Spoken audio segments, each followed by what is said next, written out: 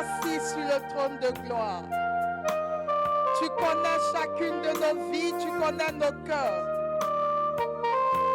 Dès demain, nous entrons dans ce moment important que l'Église nous invite à vivre au Saint-Esprit.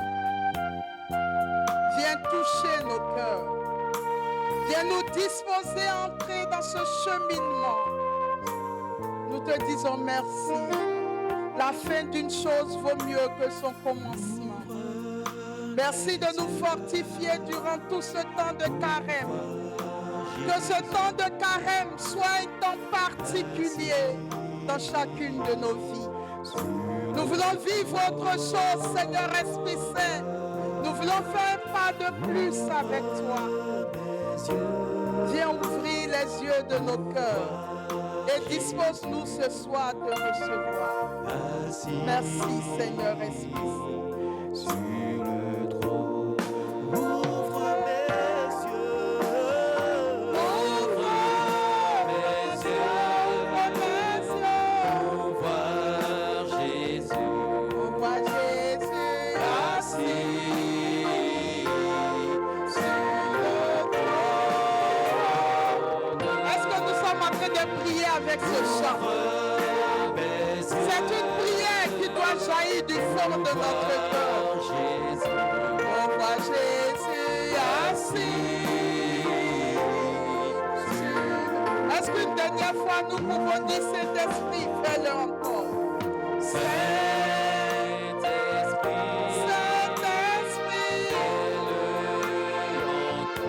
fais-le encore, fais-le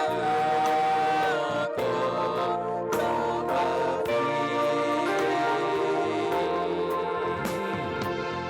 ouvre mes yeux.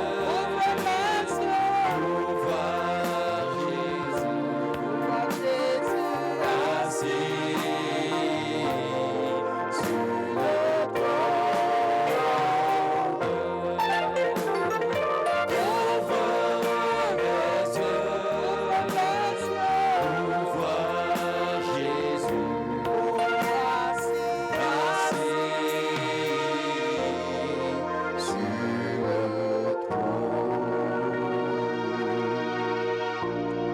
Et nous pouvons nous asseoir en silence dans la présence de notre Dieu. Je voudrais ce soir saluer les adorateurs du vrai Dieu. Je veux saluer les enfants de Dieu. Je veux saluer quelqu'un qui ce soir, au cours de ce temps de carême, va passer à une autre dimension. Je voudrais saluer chacun d'entre vous présents dans cette salle, tous nos frères et sœurs de la Grapha Theos, tous nos frères et sœurs qui nous suivent depuis Divine Amour TV. Je voudrais que ce soir, quelqu'un se regarde, quelqu'un regarde au plus profond de son cœur et que quelqu'un se dise, à la fin de ce temps de carême, je ne serai plus la même. À la fin de ce temps de carême, je ne serai plus la même personne. Parce que je crois que c'est un rendez-vous de Dieu. Et ce soir, nous démarrons le cheminement du temps de carême intitulé « Au cœur du désert ». Le cheminement du temps de carême intitulé « Au cœur du désert » est le thème de ce temps de cheminement au cœur du désert, le thème que nous allons aborder durant tout ce temps de carême, qui sera suivi des exercices. Le thème, c'est le combat spirituel. Quelqu'un peut répéter après moi le thème de ce temps? Le combat spirituel. Le combat spirituel. Alors, à travers ce thème, le sous-thème qui va traverser toutes les différentes phases des enseignements que nous aurons, c'est « Faites mourir en vous les œuvres de la chair ». Confère Romains chapitre 8, le verset 13. Alors ce soir, puisque nous sommes la veille du mercredi des cendres, je voudrais comme enseignement introductif aborder le thème de la réalité du combat spirituel. Le thème que nous allons aborder ce soir, qui va nous introduire dans le cheminement, c'est la réalité du combat spirituel. Et comme je l'ai dit tantôt en termes d'introduction, nous entrons dès demain dans une période importante de notre vie chrétienne. C'est le temps de carême qui débute avec le mercredi des cendres. Cette période de carême est un temps de combat spirituel. Il faut savoir que chaque fois que l'Église nous invite à entrer en carême, parallèlement, l'Église nous invite à entrer en combat spirituel. Si vous vivez un carême sans combat spirituel, c'est que vous n'avez pas compris le sens du temps de carême. Le temps de carême signifie, j'allais dire, quand on parle de carême, on parle de combat spirituel. Donc le temps de carême, c'est un temps de combat spirituel. Et donc on pourrait se demander, mais le combat spirituel, c'est quoi? J'ai vu que le service de communication s'est amusé à demander sur l'une de nos plateformes qu'est-ce que le combat spirituel. Et j'ai eu plusieurs réponses qui sont revenues. Certains ont dit que c'est quand on poursuit les sorciers qui sont contre nous. D'autres ont dit c'est quand on combat Satan. D'autres ont dit c'est le combat contre la chair. En tout cas, plusieurs définitions sont revenues. Mais ce soir, je voudrais donner 4 définitions qui, dans l'ensemble, se rejoignent. D'accord? Et à un moment donné, je l'espère, si vous avez des questions, vous pourrez les poser. Alors, plusieurs définitions sont possibles. Le combat spirituel, c'est la faculté qu'a une personne de se défaire des obstacles qui la détournent de Dieu. Dans notre marche à la suite du Christ, il y a des obstacles qui se mettent sur notre chemin. Et le but de ces obstacles, c'est de nous éloigner de Dieu, de nous détourner de Dieu. On dit, je rentre en combat spirituel lorsque je vais vers ces obstacles et que je prends ces obstacles, que je les enlève de mon chemin pour continuer ma marche à la suite du Christ. Donc, il y a des obstacles qui sont là, dont je suis en combat spirituel. Pourquoi? Parce que les obstacles, de façon générale, sont là pour m'empêcher de continuer ma route vers Dieu. Donc, chaque fois que je m'attaque à ces obstacles et que je les dégage de mon chemin pour que je puisse avancer vers Dieu, on dit je suis en combat spirituel. Autre définition, c'est la capacité pour une personne, la capacité de mener des combats contre les forces invisibles qui essaient d'influencer nos vies et de contrôler notre avenir. Donc nous le savons, Saint Paul nous l'a dit dans l'épître aux Éphésiens, il y a des forces invisibles, c'est-à-dire nous ne combattons pas contre la chair et le sang, mais nous combattons contre des puissances qui sont dans les lieux célestes. Et chaque fois que nous allons contre ces puissances, parce que ces forces invisibles essaient d'influencer nos vies et de contrôler négativement nos vies, chaque fois qu'on s'attaque à ces puissances invisibles, nous sommes en combat spirituel. Troisième définition, c'est un renoncement à toutes nos idoles. Un renoncement à toutes nos idoles. Alors quand on parle d'idoles ici, il ne faut pas voir, parce que de nos jours, on voit ça de moins en moins dans nos communautés chrétiennes. Ce ne sont pas les masques que nos parents adoraient, ce ne sont pas forcément les cours d'eau qu'ils allaient adorer, les montagnes. Mais dans chacune de nos vies, il y a des idoles. Dans chacune de nos vies, il y a des idoles. Mon idole peut être mon mariage. Mon idole peut être mon enfant. Mon idole peut être la réussite sociale. Mon idole peut être mon bien. Mon idole peut même être un bijou. Mon idole peut être mon ministère. Mon idole peut être l'homme de Dieu. Mon idole peut être ma voiture. Mon idole peut être le sexe. Dans chacune de nos vies, il y a des choses qui prennent la place qui revient à Dieu. Parce que notre cœur et notre vie a été fait pour Dieu.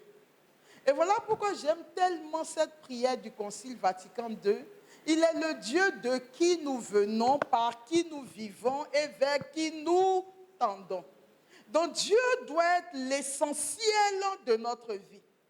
Mais chaque fois que quelque chose ou quelqu'un vient se mettre entre nous et Dieu, cette chose est une idole dans notre vie.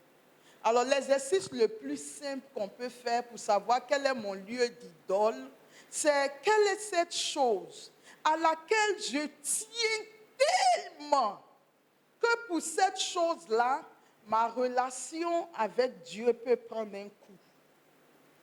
On identifie comme ça son idole. Quelle est cette chose à laquelle je tiens tellement que pour cette chose, ma relation avec Dieu peut prendre un coup? Un exemple simple. Tu as un enfant. Et puis subitement, Dieu te reprend cet enfant. Dieu te reprend ton mari. Dieu te reprend ta femme. Dieu te reprend telle ou telle chose. Quelle est cette chose pour laquelle ton cœur sera révolté contre Dieu? Au point où tu peux remettre en cause l'amour de Dieu pour toi. Dès l'instant où tu as pu identifier dans ta vie cette chose-là, dis-toi que d'une façon ou d'une autre, cette chose se positionne déjà comme une idole dans ta vie. Et c'est très facile de dire, moi en tout cas c'est vrai, je suis mariée, j'ai des enfants, c'est vrai, je travaille, mais si le Seigneur vient à reprendre ça, bon c'est vrai, ça me fait mal, mais c'est quand même Dieu. Mais dès l'instant où ça bouleverse ta vie, ça remet en cause ta relation avec Dieu, dès l'instant où ça te fragilise au point où tu te dis, est-ce que Dieu m'aime vraiment? Cette chose s'est déjà positionnée comme une idole dans ta vie. Parfois, le Seigneur va nous demander d'abandonner une relation, d'abandonner son travail, de sortir de telle ou telle chose. Si nous avons du mal, tous les lieux où le Seigneur nous dit qu'il y a une conversion et que nous traînons à opérer cette conversion par sa grâce, cette chose est déjà une idole dans notre vie. D'accord? Donc, le combat spirituel, ça va être un renoncement à toutes nos idoles. Le pouvoir, la voix, la luxure. Je vous donne un exemple banal. Vous avez une responsabilité ou un pouvoir. Et vous arrivez dans une assemblée, les gens méprisent votre pouvoir. Et au lieu de vous mettre devant, on vous dit, asseyez-vous derrière. Si votre cœur est gâché durant toute la cérémonie, parce que votre pouvoir a été méprisé, le pouvoir est déjà une idole dans votre vie. D'accord? Le pouvoir est déjà une idole dans votre vie. Vous voulez acheter une voiture, mais depuis ça traîne, ça ne vient pas, on murmure, mais pourquoi je ne peux pas avoir cette voiture? Et puis la relation à Dieu pose un problème, c'est déjà une idole. Vous devez venir à la prière, mais votre repos, votre aise va prédominer sur l'effort à faire pour venir à la prière. Votre personne est déjà une idole pour vous-même. D'accord? Donc, renoncer à toutes nos idoles pour nous libérer de ce qui nous a servi et nous tourner vraiment vers Dieu. Voici la troisième définition du combat spirituel. La dernière définition que je veux voir avec vous, le combat spirituel est surtout une recherche de vérité et de liberté intérieure pour mieux suivre le Christ. Une recherche de vérité et de liberté intérieure pour mieux suivre le Christ. Alors, qu'est-ce qu'on entend par là? La recherche de la vérité et de la liberté intérieure pour mieux suivre le Christ. Vous êtes dans une société où on vous dit qu'une femme qui n'est pas mariée, c'est une malédiction. D'accord? Mais vous avez lu dans la parole de Dieu que le mariage est une institution divine, qu'un mari, c'est Dieu qui le donne. Et que tant que tu n'es pas marié, tu n'as pas le droit d'avoir une sexualité. Ça, c'est ce que la Bible dit. Maintenant, vous avez un homme qui tourne autour de vous, qui vous dit, Mais si tu ne couches pas avec moi, je ne peux pas savoir si je dois t'épouser ou pas. Donc si tu tiens à ce que je t'épouse, il faut qu'on ait une sexualité, que je vois comment tu te comportes sur ce plan-là. Le combat spirituel ici, ça va être comment est-ce que, par amour pour la vérité qui a été donnée par Dieu dans sa parole, je dis non, parce que la parole de Dieu ne m'autorise pas à avoir une sexualité en dehors du mariage. Donc je garde ma liberté intérieure. Que je sois mariée ou que je ne sois pas mariée, je sais que j'ai de la valeur devant Dieu et que ce n'est pas le mariage qui fait que je suis quelqu'un. Mais si je n'ai pas cette grande liberté intérieure, qu'est-ce que je vais faire? Si je n'ai pas une sexualité avec lui, peut-être qu'il ne voudra pas m'épouser. Or, comme je tiens à être mariée, donc ce que je vais faire, je vais céder. Vous comprenez? Mais je rentre dans un combat spirituel quand j'ai une liberté intérieure qui me fait dire je refuse. Tu me prends ou tu ne me prends pas, mais je ne céderai pas à ce péché. La recherche de la vérité et de la liberté intérieure. Je n'ai pas d'argent pour faire telle chose, mais je ne le ferai pas. Je ne vais pas m'endetter pour faire plaisir à qui que ce soit. Alors voici quelques définitions que je viens de donner de ce qu'est le combat spirituel. Avant de rentrer dans notre cheminement, donc, je suis toujours dans l'introduction, je voudrais voir rapidement avec vous le message que le pape François a donné pour le carême 2024. Le pape François est parti de l'histoire des Hébreux lorsqu'ils étaient en captivité. Où ça? En Égypte. Et le pape dit quoi? Le pape dit, quand Dieu s'est révélé au peuple d'Israël, la première chose qu'il a eu à leur faire, c'est de leur communiquer la liberté. Exode chapitre 20, le verset 2. Je suis le Seigneur ton Dieu qui t'a fait sortir du pays d'Égypte, de la maison d'esclavage. Donc, le salut que Dieu apporte à Israël, il le prend de la maison de l'esclavage qui était quel pays? L'Égypte, pour le conduire où ça? Pour le conduire, qui s'appelle comment? Et Canaan, c'est le pays de la liberté. L'Égypte est le pays de l'esclavage et Canaan est le pays de la liberté. Mais qu'est-ce que le pape dit? Il dit, c'est ainsi que s'ouvre le décalogue, c'est-à-dire la loi donnée par Moïse sur le mont Sinaï. Le peuple sait bien de quel exode Dieu parle. L'expérience de l'esclavage est encore gravée dans sa chair. Il reçoit les commandements, n'est-ce pas? Et ce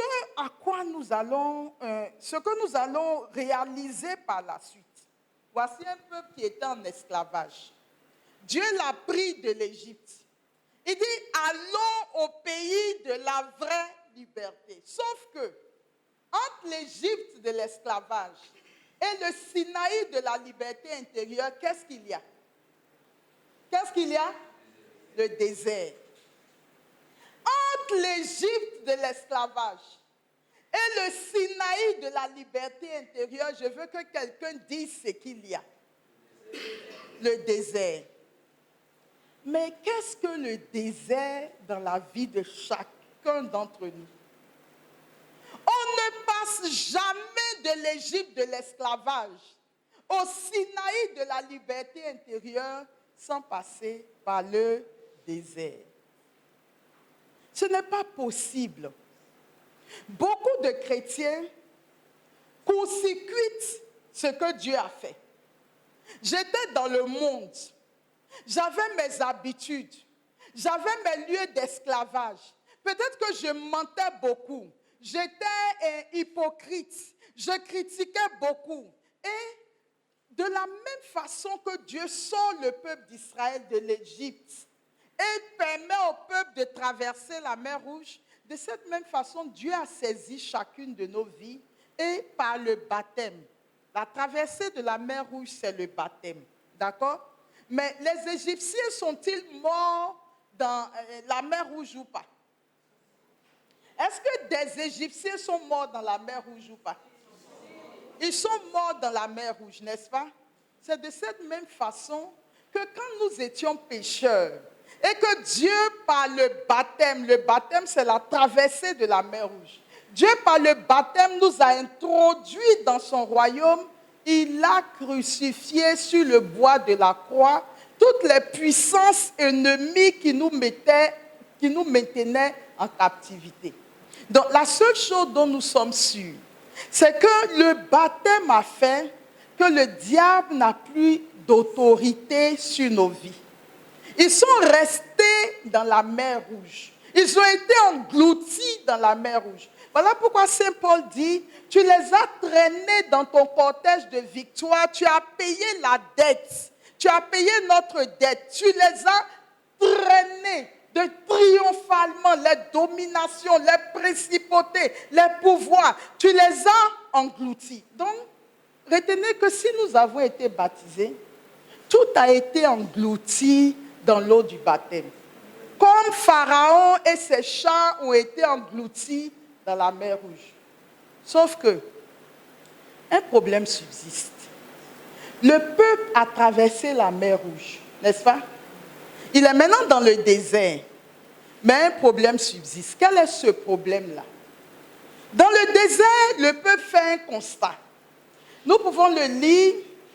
Je vais essayer de retrouver la référence. En Nombre, le chapitre 11, les versets 4 à 6. Nombre, chapitre 11, versets 4 à 6. Il est dit, il y avait un ramassis de gens qui étaient mêlés au peuple. Ceux-ci furent saisis de convoitise. Même les fils d'Israël se remirent à pleurer. Ah, qui donc nous donnera de la viande à manger?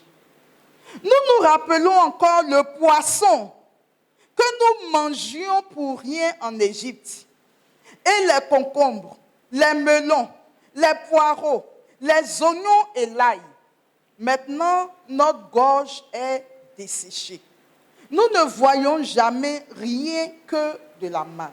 Voici un peuple qui était en esclavage, qu'on battait tous les jours. On les frappait. On avait réduit même leur ration. Ils ont crié, Seigneur, sauve-nous. Dieu dit, Moïse, j'entends le cri de mon peuple qui monte vers moi. Va en Égypte et va délivrer mon peuple. Et après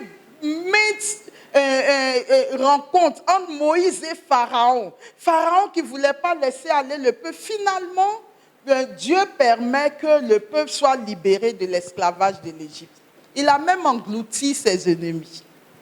Et maintenant, Dieu dit, nous allons vers le pays de la liberté. Mais dans le désert, j'ai un travail à faire sur vous.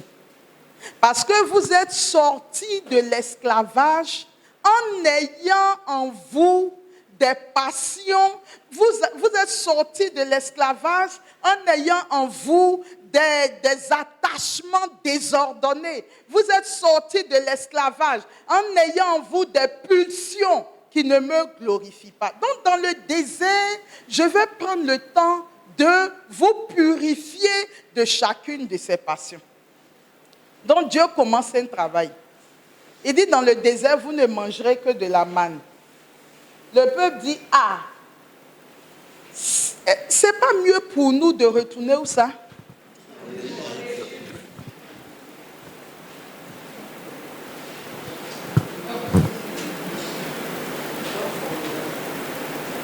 Ils ont oublié les coups. Ils ont oublié les humiliations. Ils ont oublié toutes les souffrances. Ils ont oublié les oppressions. Il y a dans chacune de leurs vies une passion qui les maintient encore attachés à l'Égypte.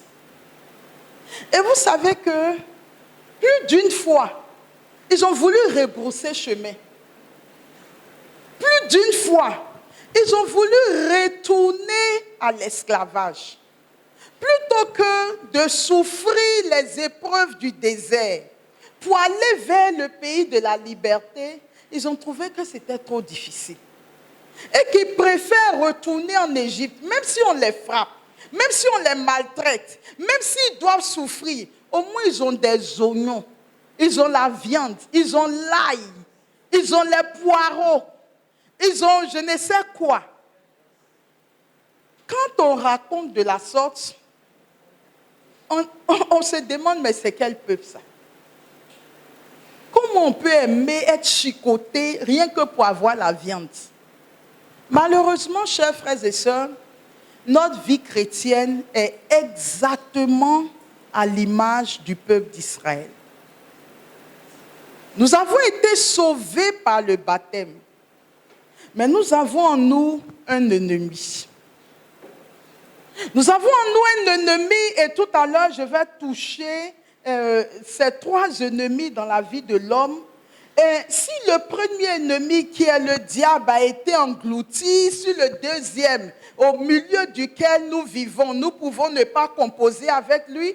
Mais nous avons un grave ennemi dont je vais parler tout à l'heure qui, lui, malheureusement, traverse la mer Rouge et avec nous dans le désert. Et quand Dieu nous fait passer dans les périodes de désert, c'est justement parce qu'il faut qu'il s'attaque à cet ennemi qui est capable à tout moment de nous donner envie de retourner en Et le pape François dit, le temps de carême, c'est le temps de la grâce durant lequel le désert doit redevenir pour nous le premier lieu de l'amour où Dieu nous appelle pour nous convertir véritablement. Un temps de conversion, un temps de liberté. Le désert est l'espace dans lequel notre liberté peut mûrir en une décision personnelle de ne pas retomber ni retourner dans l'esclavage. Et il continue en disant, pour ne pas retourner dans cet esclavage, cela implique une lutte. Cela implique une lutte. Et il dit, les idoles qui aujourd'hui sont dans nos vies sont plus redoutables que le Pharaon. Les idoles qui sont dans nos vies sont plus redoutables que le Pharaon qui était en Égypte. Il dit ce temps de carême, c'est le temps où nous devons nous arrêter dans la prière, identifier toutes les idoles qui sont en nous et prendre la résolution de nous attaquer à ces idoles. Chers frères et sœurs, je vais y arriver tout à l'heure. Est-ce que vous savez qu'on peut passer d'un carême à un autre? En disant le temps de carême, on dit que c'est la période des 3 P. La prière, la pénitence, le partage. Quelqu'un peut beaucoup prier dans le temps de carême. Il peut même prendre des temps de jeûne dans le temps de carême. Il peut faire beaucoup d'œuvres de partage dans le temps de carême, sans avoir spirituellement bougé d'un iota. D'accord? Donc, il faut faire très attention. Si notre temps de carême ne devient pas pour nous un temps de conversion véritable, nous sommes passés à côté de ce temps de carême. Avant donc d'aller plus loin, je voudrais, alors, pour sortir de cette introduction, il y a un passage de la Bible qui traduit très bien l'idée que je veux donner ce soir. Vous savez, dans la Bible, Dieu parle aux enfants d'Israël. Et qu'est-ce que Dieu leur dit dedans? Il dit, dans le pays dans lequel je vous envoie, vous trouverez déjà des gens qui sont installés. Et il les cite. Lorsque le Seigneur ton Dieu t'aura fait entrer dans la terre dont tu vas prendre possession et qu'il aura détruit devant toi beaucoup de nations, et Dieu cite ces nations, le Hittite, le Gourachite, l'Amorite, le Cananéen, le Périzite, le Hivite et le Jébusien. 7 nations plus nombreuses et plus fortes que toi, lorsque le Seigneur te les aura livrées, tu les frapperas jusqu'à extinction. Dieu dit, il y a des ennemis qui seront sur ta route dans le désert. C'est 7 nations. Et 7 nations vous font penser à quoi? dans les choses que nous devons combattre. Les 7 péchés capitaux. Dieu dit, dans le désert, tu trouveras 7 nations. 7 nations qui vont se dresser sur ton chemin pour t'empêcher d'aller à Canaan, le pays de la liberté intérieure. Mais quand tu rencontreras chacune de ces nations, Dieu dit, ne t'amuse pas avec une seule de ces nations, mais combat cette nation, frappe-la jusqu'à ce qu'elle soit totalement éteinte dans ta vie. Le désert, c'est le lieu où Dieu va demander à chacun d'aller à la rencontre de cette passion, de cette nation qui s'oppose à son avancement spirituel. Et tu dois t'arrêter devant chacune des nations. Pourquoi est-ce que ce cheminement ne peut pas être un cheminement de groupe à la lettre? Nous allons suivre le même chemin. Mais pendant que certains seront en train de combattre l'Amorite, un autre c'est peut-être le Cananéen qui sera en train de combattre, un autre c'est le Périzite, un autre c'est le Hittite. Chacun a la nation qui se dresse en ce moment devant lui et qui doit combattre jusqu'à extension.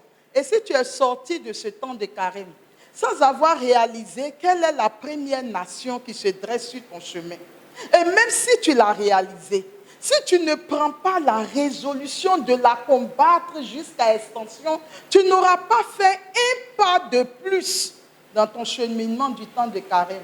Et une année passera, 2 années, 3 années, tu seras dans la religiosité, mais tu n'avanceras pas spirituellement et la mort te trouvera dans le désert.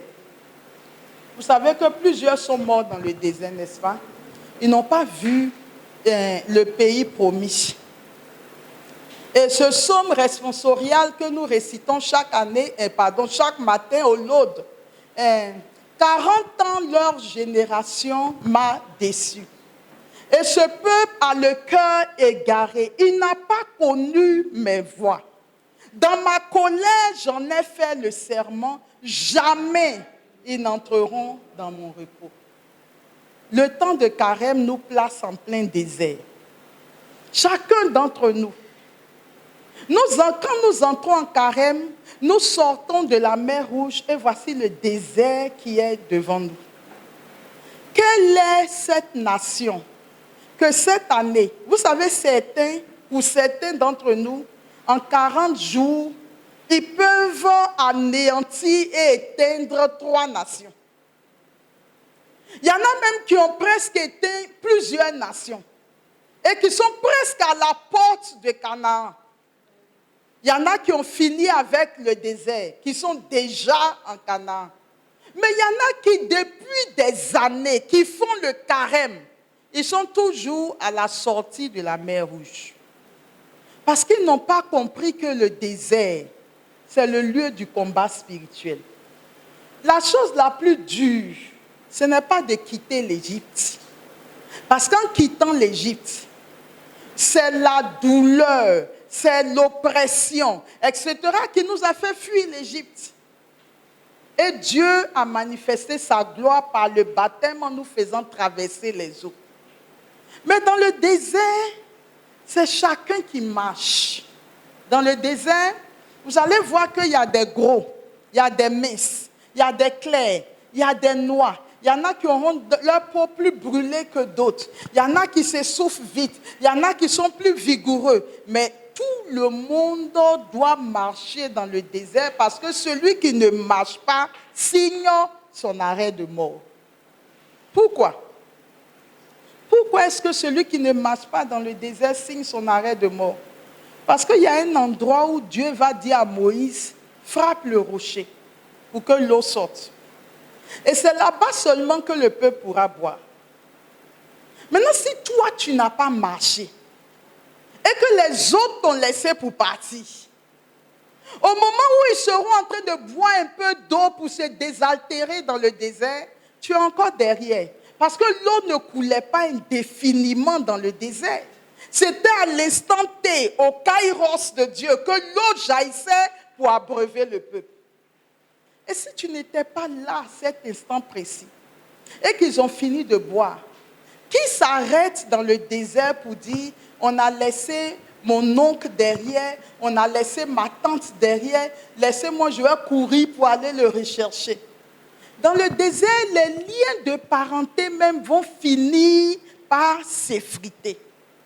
Parce que Dieu nous met face à nous-mêmes. Tu n'as plus le temps de savoir qu'est-ce qui l'autre est, qu'est-ce qu'il a porté, mais la lourdeur du chemin, la difficulté du chemin, tout cela fait qu'on n'a pas le temps de penser aux autres. Et donc le temps du carême, retenez, est un temps de combat spirituel. On rentre en carême, on est sorti de la mer Rouge, on va vers Canaan et Dieu s'est donné une mission que les différentes passions qui sont dans nos vies, qui représentent les différentes nations qui se dressent contre Israël.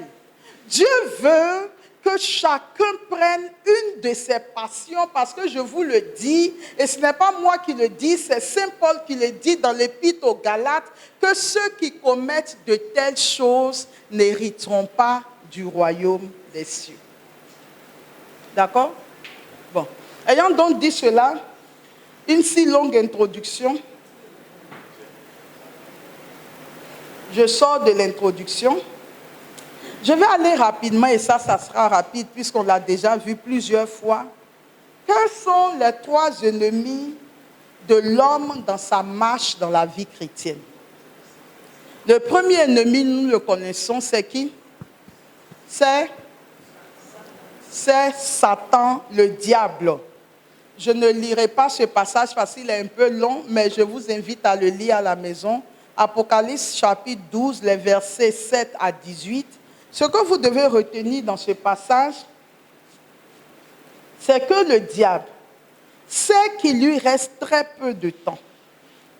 Le diable sait qu'il lui reste très peu de temps.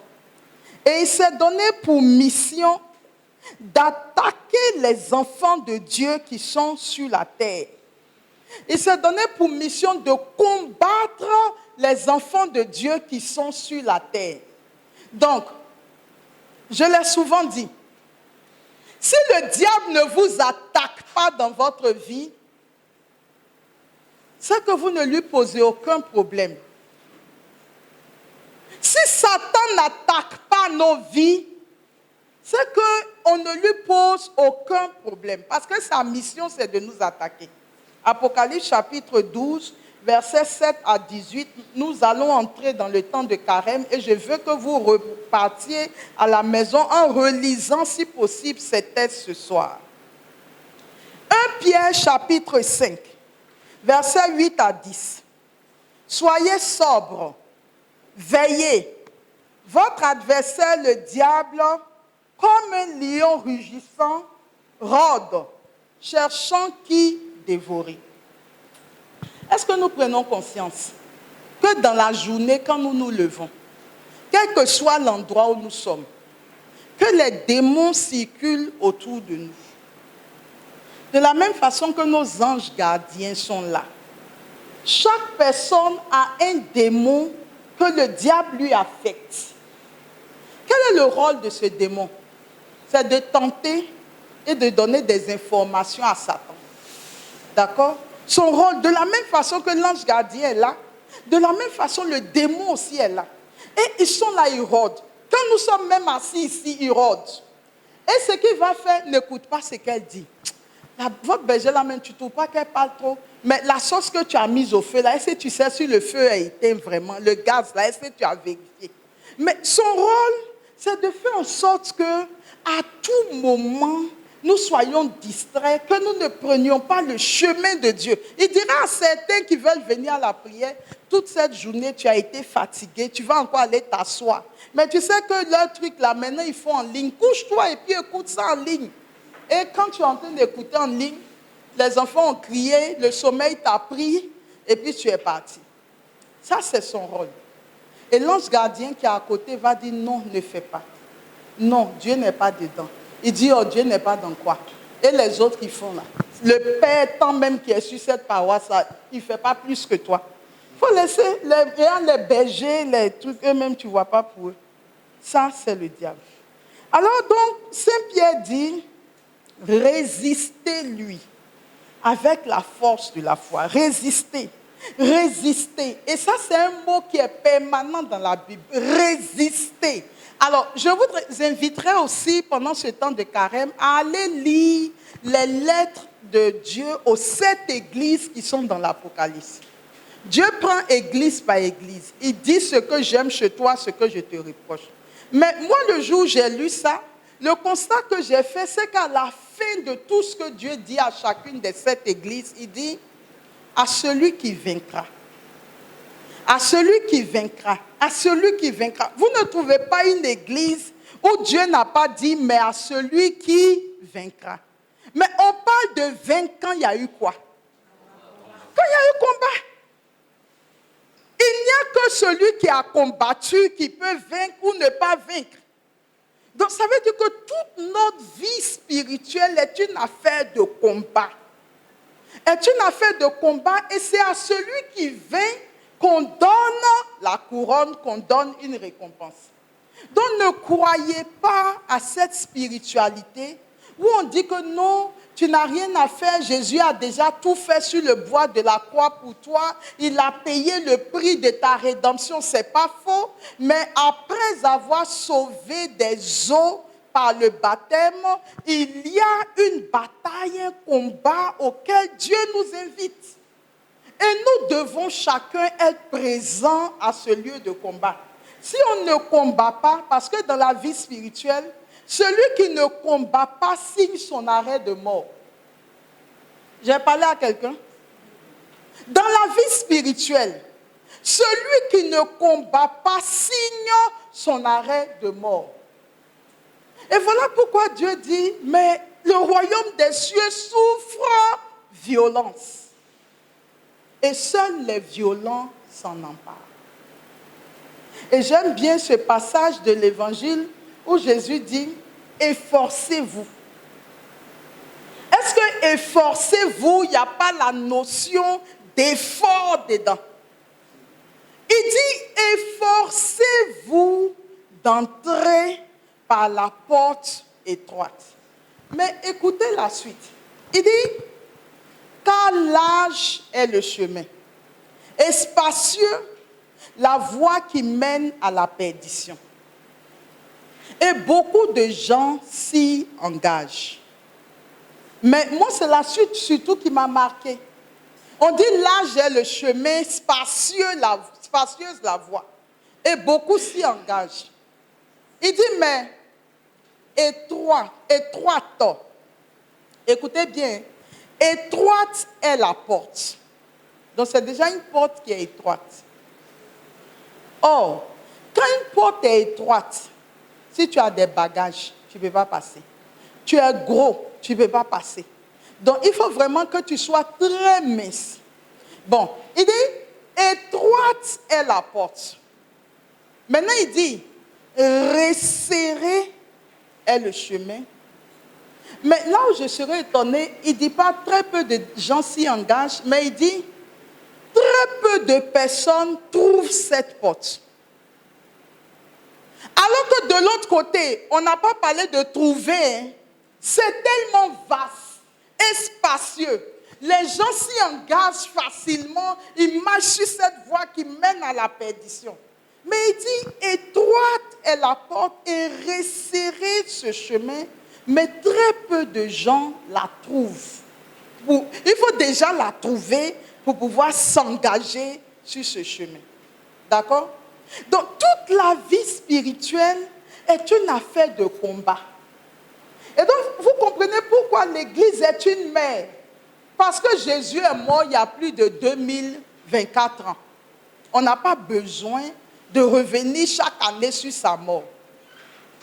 Mais ce temps de remémoration est un temps qui invite chacun à faire chemin de conversion, de remise en cause. On nous repositionne au désert. Aujourd'hui, tu as plus de 50 ans. Tu as 40 et quelques ans. Tu as 30 et quelques ans. Tu as 20 et quelques ans. Durant toutes ces années, est-ce que tu as bougé d'un iota? On va aller plus loin. Jean 10, 10. Le voleur ne vient que pour voler, égorger et faire périr. En parlant du diable. Donc notre premier ennemi, c'est le diable. J'ai lu dernièrement dans une église satanique que les gens disent que Satan est trop bien.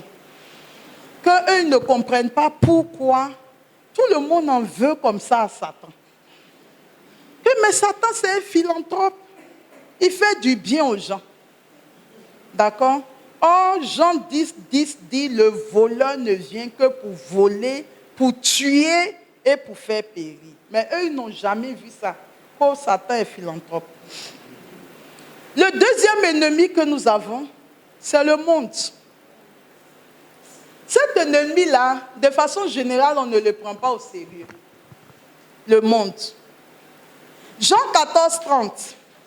Désormais, je ne parlerai plus beaucoup avec vous, car il vient le prince du monde. Certes, sur moi, il n'a aucune prise. Vraiment, une des paroles qui fait que j'aime le plus Jésus, où je suis même amoureuse de lui, c'est cette phrase-là. Le diable arrive, mais il n'a rien en moi. Et mais ici, Jésus le nomme comme le prince de ce monde. Et en 1 Jean 2, versets 15 à 17, il est dit, 1 Jean 2, 15 à 17, il est dit, n'aimez pas le monde. Est-ce que quelqu'un peut répéter cette phrase? N'aimez pas le monde. N'aimez pas, c'est ce que la Bible dit. N'aimez pas le monde, ni ce qui est dans le monde. Si quelqu'un aime le monde, l'amour du Père n'est pas en lui. Tout ce qu'il y a dans le monde. Est-ce que vous savez ce qu'il y a dans le monde? Tout ce qu'il y a dans le monde. Et j'en cite ce qu'il y a dans le monde. La convoitise de la chair. La jouissance. La luxure. Le m'as-tu vu? Avoir les choses matérielles du monde pour avoir l'impression qu'on existe. Et de cette convoitise de la chair, la convoitise des yeux, il faut qu'on me remarque. C'est moi. Après moi, il n'y a plus personne. Pourquoi c'est l'autre et pas moi? Il faut que je fasse des choses, je réalise des choses pour qu'on sache que c'est moi. Il dit la convoitise des yeux. L'orgueil de la richesse. Ce n'est pas moi qui le dis, c'est Saint Jean. 1 Jean 2, 15 à 17. Tout ce qu'il y a dans le monde, la convoitise de la chair, la convoitise des yeux, l'arrogance de la richesse, tout cela ne vient pas du Père, mais du monde. Tout cela ne vient pas du Père, mais du monde. Or, le monde passe. Et sa convoitise avec lui. Mais celui qui fait la volonté de Dieu demeure pour toujours. Donc, dans les nations que nous aurons à combattre dans le désert, il y a des nations que le monde a placées dans notre route, sur notre route. Chacun devra identifier dans sa vie qu'est-ce que le monde a placé sur sa route qui l'empêche d'aller de l'avant. Le temps du carême, le temps du combat spirituel. Et j'ai envie de dire à quelqu'un, Dieu t'a créé et il t'a élevé au-dessus de toutes ces choses-là. Tu ne peux pas revenir en esclavage en permettant à quelque chose que Dieu a placé sous ton autorité de dominer sur toi. Le monde passe. Le troisième ennemi, je veux que quelqu'un dise c'est le plus dangereux. Le troisième ennemi, nous-mêmes, la chair. C'est ça la difficulté de cet ennemi. Le diable est hors de nous. Le monde, on vit dedans, mais le monde n'est pas en nous. Malheureusement. Le troisième ennemi et le plus dangereux, c'est la chair. Et la chair se trouve en nous. Romains 8, 5 à 8. En effet, ceux qui se conforment à la chair tendent vers ce qui est charnel. Ceux qui se conforment à l'esprit tendent vers ce qui est spirituel. Or, la chair tend vers la mort, mais l'esprit tend vers la vie et la paix. Alors, donc, vous pourrez lire ça. Vous pouvez aussi lire Galates chapitre 5, versets 17 à 21. Car les tendances de la chair s'opposent à l'esprit et les tendances de l'esprit s'opposent à la chair. En effet, il y a un affrontement qui vous empêche de faire tout ce que vous voudriez. Et la Bible est claire. Si vous vous laissez conduire par l'esprit, vous n'êtes pas soumis à la chair. Mais on sait bien quelles sont les actions de la chair. L'inconduite, l'impureté. Quelqu'un connaît ce que c'est que l'impureté?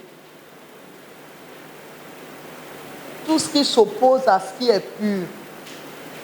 Un regard, un geste, une intention, une pensée. L'impureté vient de la chair. D'accord? La débauche, on connaît la débauche. L'idolâtrie, on en a parlé tout à l'heure. La sorcellerie. Ce n'est pas le simple fait d'aller en confrérie manger la chair des gens. Mais comment est-ce que je souhaite que l'autre échoue, qu'il ne réussisse pas, que ce qu'il fait là même là, que ça ne marche pas. Comment est-ce que je convoite, et Seigneur, si telle chose pouvait lui arriver. Dans la Cannes, il y a eu beaucoup d'œuvres de sorcellerie. La haine. Même si tu as raison, même si ce qu'on t'a fait fait que tu as le droit de te fâcher, mais dès l'instant où tu arrives à la haine, la Bible dit que tu n'hériteras pas du royaume des cieux. On ne te demande pas si tu as raison ou si tu as tort. C'est ton salut qui est en jeu. Les rivalités. J'ai beaucoup ri pendant la Cannes et je disais à quelqu'un que c'est la Cannes qui m'a aidé à voir qui sont les Ivoiriens. J'avoue que j'étais en Côte d'Ivoire, mais je ne connaissais pas mon peuple. Ah, Ivoirien. Il a réponse à tout. C'est notre Cannes. On ouvre quand on veut, on ferme quand on veut, on meurt quand on veut, on ressuscite quand on veut, on joue où on veut. Ah, ça. À cause de Cannes, j'ai mis TikTok sur mon téléphone. Et ce matin, j'ai tout désactivé parce que je vais rentrer dans le temps de carême et que je ne vais pas me laisser distraire. Mais hier, j'ai vu quelqu'un qui dit, ah, vous-même, on ne vous comprend pas. Hein. Si nous, on décide de dormir dans cercueil, et puis on décide aussi qu'on veut se réveiller parce qu'on n'était pas mort, on dormait seulement. Nous, on dort où on veut. Ça aussi, c'est un problème pour vous. Mais je suis là, je regarde, je dis, hein? Mais on peut être aussi intelligent pour donner les réponses sur les réseaux sociaux comme ça. Mais tant que ça reste des amusements, on peut se dire, on se taquine. Mais il y en a, ils étaient sérieux. Ils étaient dans de sérieuses rivalités.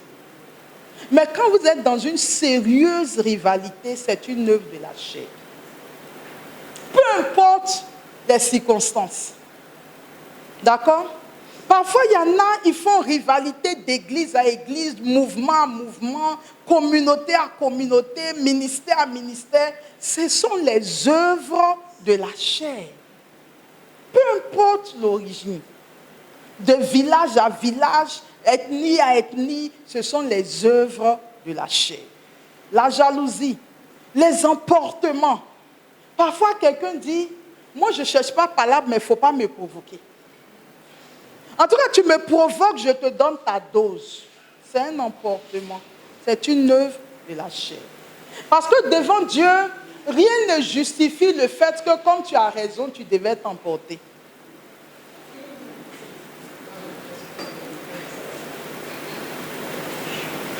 Ce n'est pas moi qui parle. Galates chapitre 5, verset 20. Les intrigues.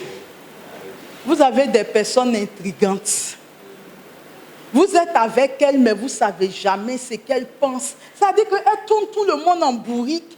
Et puis en plus, elles pensent qu'elles sont les plus intelligentes. C'est-à-dire que vous marchez avec elles, mais vous ne savez jamais qui elles sont, qu'est-ce qu'on fait, où on s'en va. Et elles placent les pions comme ça, elles déplacent. Et puis, vous êtes là, vous-même, vous êtes mélangés. On les appelle les personnes intrigantes. Mais si tu penses que tu es intelligent au point d'intriguer tout le monde, la Bible dit que les intrigues font partie des œuvres de la chair. Donc, de la même façon que tu as déplacé les pions pour les gens, c'est comme ça qu'en enfant, on te déplacera aussi. Les démons vont te déplacer, te brûler ta langue, tes pas, tout ça là. L'intrigue te suivra là-bas. Les divisions, sectarisme, envie, beuverie. Tu bois jusqu'à on doit te ramasser. Quelle que soit la fraîcheur de la bière, le goût de cette bière, c'est une œuvre de la chair. Les orgies et autres choses du même genre. Je vous préviens, comme je l'ai déjà fait, ceux qui commettent de telles actions ne recevront pas en héritage le royaume des cieux. D'accord? Voici ce que la parole de Dieu dit. Et en principe, si dans une des choses qu'on a citées ici, je me retrouve, à la fin du temps de carême, cette année, je dois avoir au moins combattu l'un de mes ennemis, jusqu'à l'extinction. Vous comprenez? Ce n'est pas normal que tous y soient encore là et jusqu'au carême prochain. Ce n'est pas normal. Si je ne l'ai pas fait, c'est que je n'ai pas vécu mon carême. Même si j'ai jeûné, j'ai fait la phrase qu'on dit quand on fait le chemin de croix. Là. Vous ne faites pas le chemin de croix? Le chant là. Nous t'adorons, Christ, et nous te bénissons. Parce que tu as racheté le monde par ta sainte croix. Et pendant que nous sommes dans nous t'adorons, Christ, et nous te bénissons. L'envie se met à genoux avec toi. La colère à genoux. La beuverie à genoux. L'intrigue à genoux. Et eux tous ils sont là. Et ils chantent avec toi. Nous t'adorons, Christ, et nous te bénissons. Parce que tu as racheté le monde par ta sainte croix. Tu as jeûné, tu as soif, tu vas à la maison. Il dit, Marie, il faut te lever, on va aller à la maison. Ah, on a jeûné. Eux tous, ils s'envoient à la maison avec toi. Parce que nous sommes dans une comédie spirituelle, religieuse. Nous sommes dans une comédie religieuse. Et je vous ai dit, et j'ai rendu ce témoignage, que pendant des années, je ne savais pas que j'avais des démons en moi. Je prêchais, je donnais des paroles de connaissance, je faisais tout. Or, il y avait de coriaces démons qui ne sont effrayés que par les longs temps de jeûne. Comme Jésus le disait, ce genre d'esprit, c'est par le jeûne et la prière qu'on les enlève. Il a fallu que j'aille faire 40 jours de jeûne en buvant que l'eau, en mangeant l'hostie et en buvant le sang du Christ. Je ne vous conseille pas de le faire si Dieu ne vous le demande pas. Parce que beaucoup meurent en faisant ce jeûne.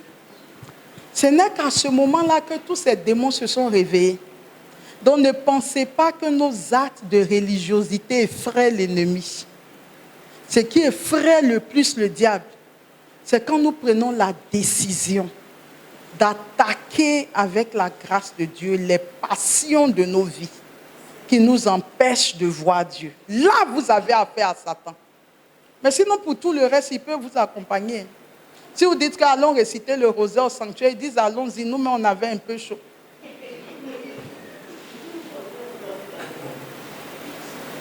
Ayant donc parlé de nos trois ennemis, nous allons maintenant aborder, selon Lorenzo Scupoli, qui a écrit un livre, Le combat spirituel. Durant ce cheminement, on parlera beaucoup de lui. Nous allons voir ce qu'est véritablement la vie chrétienne, la vraie vie chrétienne. Lorenzo Scupoli dit ceci: si vous voulez, ô âme chrétienne, parvenir au sommet de la perfection et vous unir très étroitement, si étroitement à Dieu que vous deveniez un même esprit avec lui, il faut, pour mener à bonne fin cette entreprise, la plus grande et la plus noble qui se puisse imaginer, que vous sachiez en quoi consiste la vraie vie chrétienne. certains regardent la vie spirituelle que par le dehors. Ils pensent que la vie spirituelle, c'est l'austérité de la vie, les pénitences, les jeûnes, les prières à ne point en finir, les rosaires.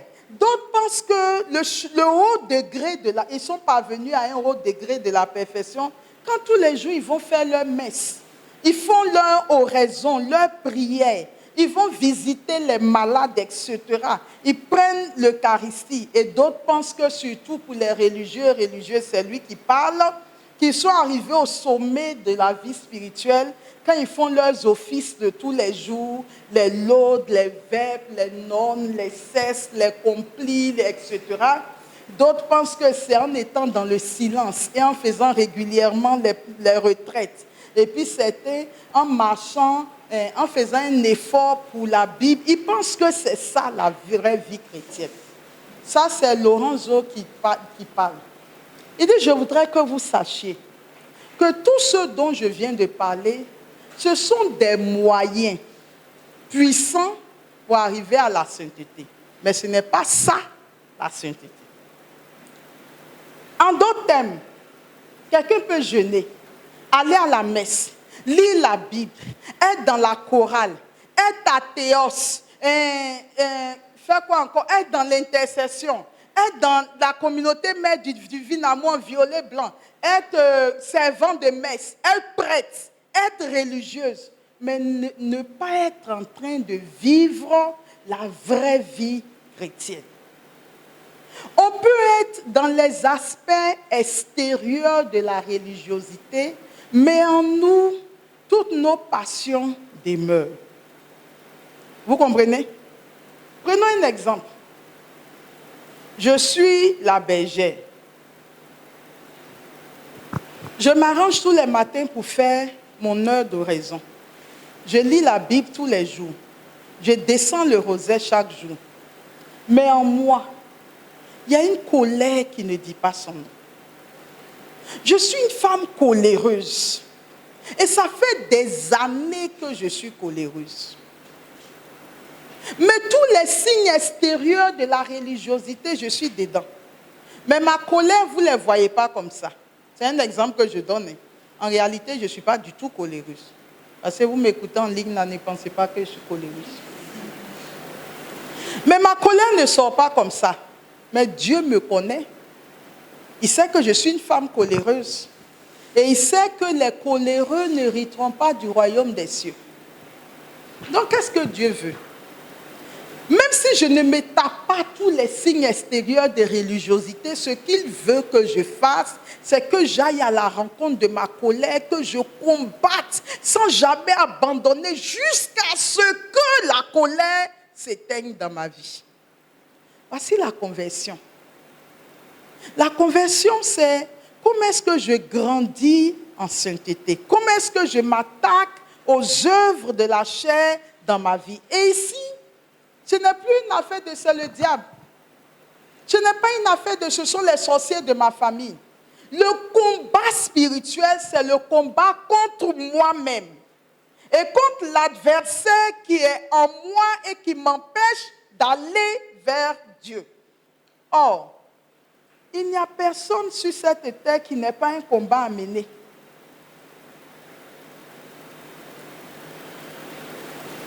Il n'y a personne. Et Lorenzo dit, combien est différente la conduite des personnes qui font reposer sur les œuvres extérieures tout édifice de leur perfection. Vous savez, il y a des gens qui pensent que, vu les œuvres extérieures que je fais, je plais au Seigneur. Et Dieu est content de moi. Mais ce que Dieu va toujours regarder, ce n'est point les œuvres extérieures que nous menons.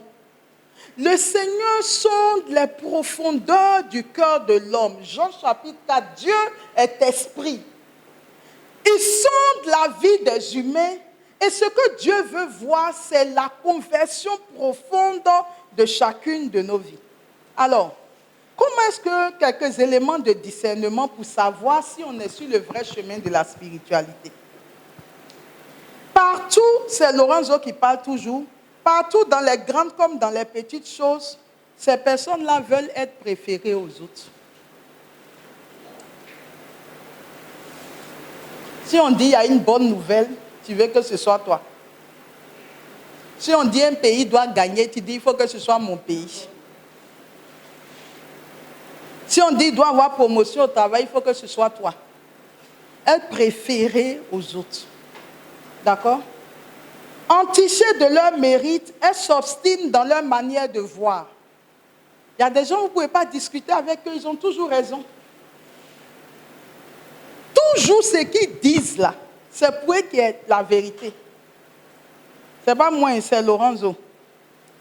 Aveuglés sur leurs propres défauts, ils ont toujours les yeux ouverts sur les actions des autres pour les scruter et les censurer. Tu es telle personne là aussi, oh. Est-ce que tu vois? Comporte la moindre atteinte à la bonne opinion qu'elles ont d'elles-mêmes et qu'elles aiment à faire partager aux autres. C'est-à-dire que quand vous êtes en train de causer comme ça, là, elles vont s'arranger pour vous expliquer quelque chose qu'elles ont fait un jour qui était bien. Elles pensent qu'elles sont bien, d'accord? Et ça, je pense que c'est un problème de presque nous tous, y compris moi. Il dit, mais quand vous portez la moindre atteinte à leur réputation, c'est là que vous les voyez sortir pour être agressifs. Quand le Seigneur, pour leur permettre de mieux se connaître, leur envoie des adversités ou des maladies, ou de la persécution, pour qu'elles réalisent qu'elles ne sont pas aussi parfaites que ça, aussitôt se fait découvrir le fond de leur cœur et l'orgueil qui le corrompt paraît au grand jour. Donc, vous savez, il a cité un certain nombre de choses. C'est-à-dire, ce qu'on peut retenir globalement, ne touchez pas à leur réputation ou à leurs intérêts. Tout sortira. D'accord? Et donc, lui, il dit la vraie perfection, c'est quoi? C'est aimer Dieu au point de faire mourir en soi chacune de nos passions qui s'opposent à la connaissance et à l'amour de Dieu. La perfection chrétienne, là, c'est ça. Aimer Dieu au point où toutes les passions qui m'habitent, je les fais mourir une à une, pour aller davantage à la rencontre de Dieu. Ainsi donc, chers frères et sœurs, à partir de demain, nous allons rentrer dans ce cheminement spirituel. Et pour ce soir déjà, et je voudrais que la technique relaie l'information, je voudrais que nous puissions méditer des textes. Demain est un jour de jeûne. Et tout à l'heure, en début d'enseignement, j'ai dit que je souhaiterais que nous soyons de nouvelles personnes. Et c'est vraiment une grâce que je demande au Seigneur. Que nous soyons de nouvelles personnes. C'est-à-dire, nous qui sommes là en ce mardi, c'est pas saint. C'est un mardi gras, n'est-ce pas? Quand le Seigneur nous reverra à la Pentecôte et à la Pâque, qui réalise que dans chacune de nos vies, une passion s'est éteinte. C'est cette grâce que je demande au Seigneur. Parce que quand nous allons rentrer, parce que cette fois, nous allons pas à pas. Quand je vais donner les instructions pour qu'on commence à combattre les passions, vous verrez que combattre une passion est plus difficile que faire tomber les États-Unis ou la Russie.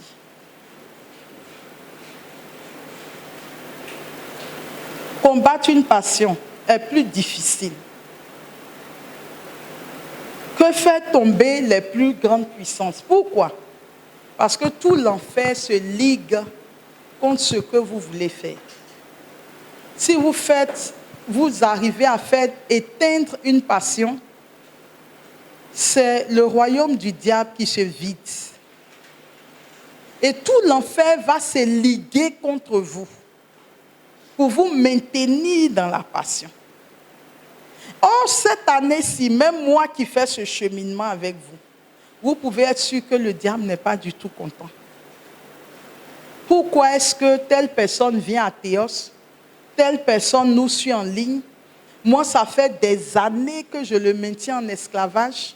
Et vous voulez cette année l'aider à sortir définitivement de l'esclavage. En tant que demeurent les passions, le diable peut vous donner envie de retourner en Égypte. C'est ce que le peuple d'Israël a fait dans le passage que nous avons lu dès le départ. Nous avions les viandes grasses, l'ail, les poireaux. Retournons en Égypte. Il appuiera toujours sur ta passion pour te dire ne va pas vers Canaan. Il y a trop de difficultés sur le chemin. Retourne en Égypte. Lorenzo dit, si donc vous désirez atteindre au fait de la perfection, vous devez vous faire une continuelle violence pour dompter généreusement et réduire à néant toutes les affections mauvaises de votre cœur, si légères qu'elles vous paraissent. Même ce qui te paraît léger, il dit que c'est une affection qu'il faut dompter. Il faut vous préparer avec ardeur au combat. Je dis bien, il faut vous préparer avec ardeur au combat. Parce que la couronne ne s'accorde aux soldats valeureux. Maintenant, nous sommes au thème de l'enseignement de ce soir. Toute la semaine, je serai avec des tests à méditer, avec des notes vocales sur les plateformes. Et je profite pour voir avec la technique tous nos frères et sœurs qui sont sur Divinamu TV, qui ne sont pas sur la Grapha Théos. Il faut voir comment est-ce qu'ils peuvent recevoir les exercices à faire durant tout ce cheminement. Mais il continue en disant, songez que s'il n'y a point de guerre plus rude, attendu qu'en se combattant soi-même, on trouve en soi-même un adversaire. C'est dans le combat spirituel que vous allez voir que notre plus grand ennemi se trouve en nous. Ce n'est pas dans notre frère, ce n'est pas dans notre sœur. Il y a quelqu'un en chacun d'entre nous qui nous combat nous-mêmes. Et c'est notre chair. Et quand le diable veut nous faire tomber, il ne vient pas pour dire « je suis Satan ».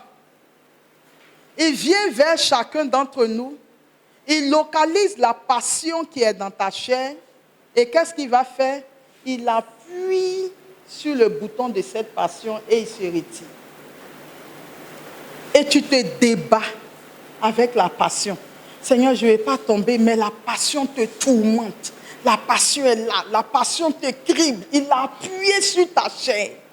Et si tu ne fais rien, avant que tu réalises ce qui t'arrive,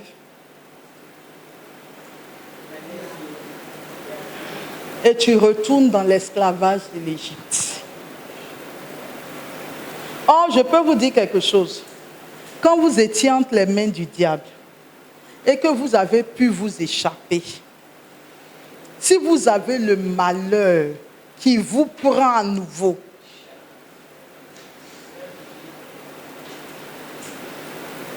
d'abord, vous subissez des peines plus grandes que ceux qui ne sont pas partis. Parce qu'il va trouver que vous l'avez trahi.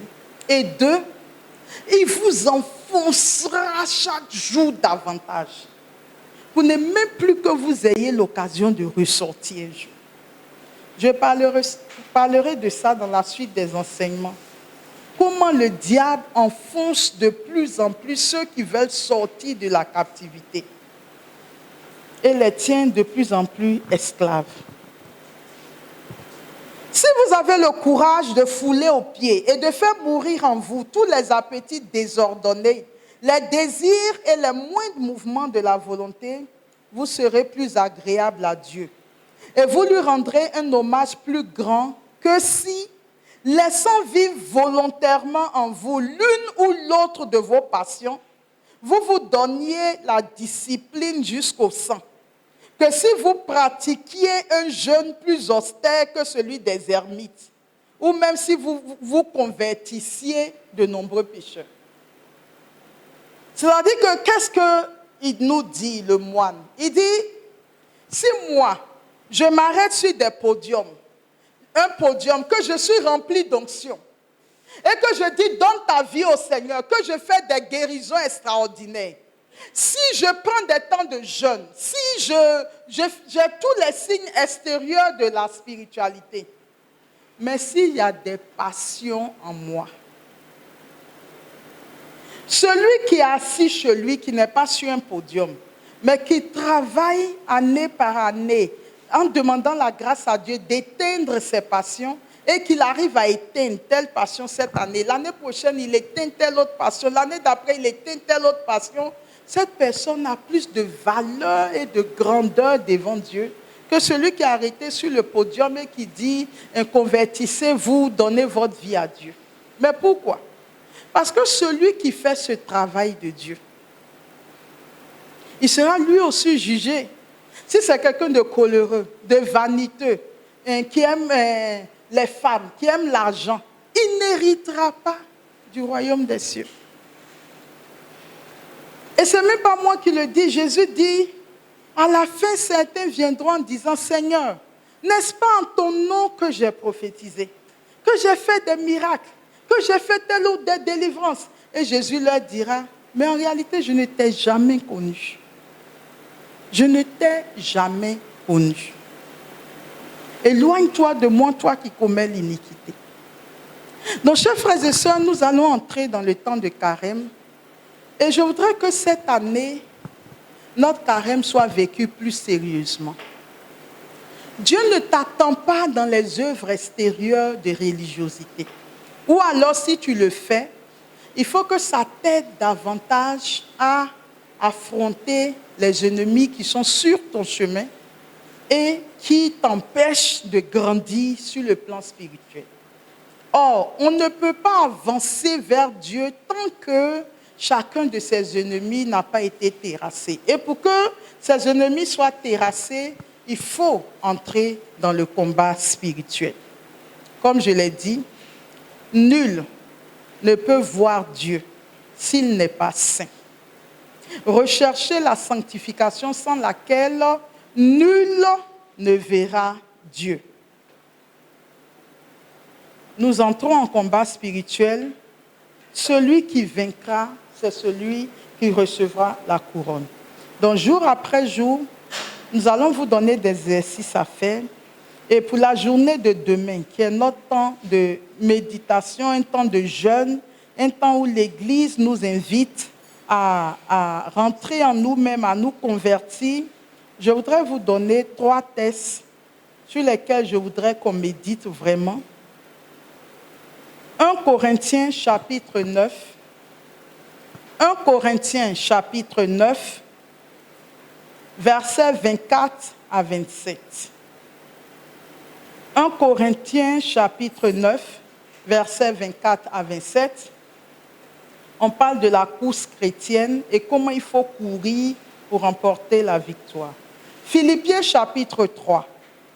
Philippiens chapitre 3, les versets 12 à 14. Philippiens 3, 12 à 14.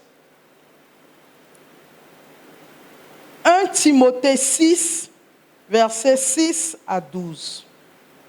1 Timothée 6, versets 6 à 12.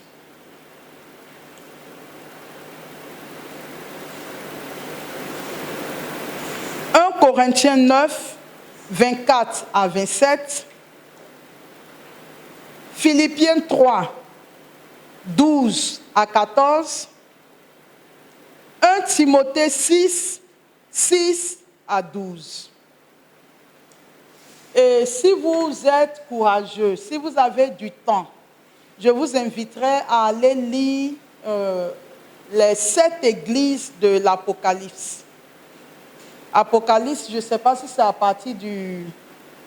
Bon, en tout cas, si ce n'est pas chapitre 2, en tout cas, c'est au début du livre de l'Apocalypse, l'église de Laodicée, de Philadelphie, de Smyrne, tout ça.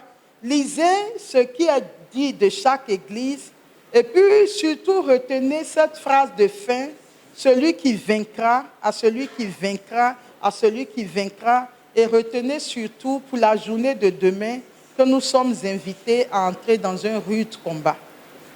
Dans un rude combat. Et chaque jour, on vous donnera quelle est la conduite à suivre. Qu'est-ce que nous devons faire jour après jour. L'objectif de la journée de demain, c'est de prendre conscience que nous sommes invités à entrer dans un combat, que nous devons courir et qu'il y a les conditions pour que nous ayons la couronne. Et au fur et à mesure, on vous donnera des instructions sur les plateformes. Donc ceux qui ne regardent pas beaucoup les plateformes, je demande à tous les membres de Graphatheos, durant ce temps de cheminement, évitez d'envoyer tout sur la plateforme. Il faut que la plateforme soit fluide pour que quand un exercice est posé, que les gens puissent voir et faire leur exercice. D'ailleurs, même ne mettez plus rien. D'accord? Je sais qu'il peut y avoir des anniversaires dans le temps du carême. Je demande pardon à ceux dont l'anniversaire va entrer dans le temps de carême. Vous particulièrement, on dira ce jour-là, c'est l'anniversaire de tel frère. Ce que je mettrai, c'est que toute la mission vous porte en prière.